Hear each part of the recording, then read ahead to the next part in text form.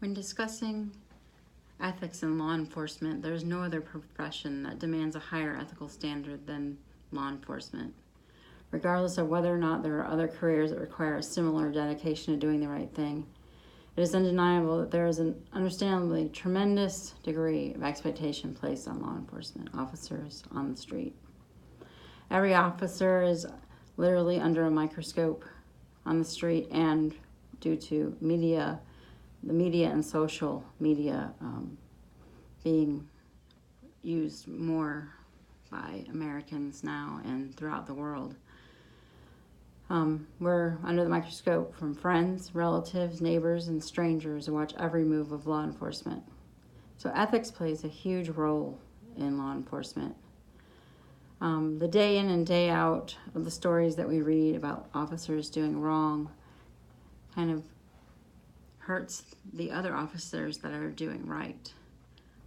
There are officers who may steal, use excessive force, misuse the public office, abuse authority, and even simple things like speeding that the public notices. It must be noted that the vast majority of police officers are truly good, hardworking, and dedicated people that just want to serve their community and do the right thing. Unfortunately, they're under they're under the microscope of the public, and through social media, it travels fast if they make a mistake. They're held to a higher standard of values. They must have values, and those values include honesty, integrity, sympathy, want to do right with justice. They must be brave in the situations that they encounter.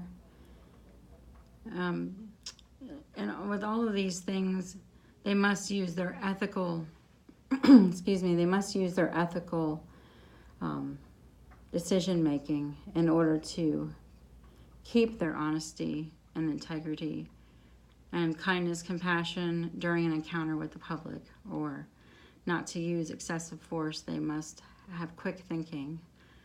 In essence, ethics, doing the right thing, whatever it may be, the right thing is based on the values that they hold dear.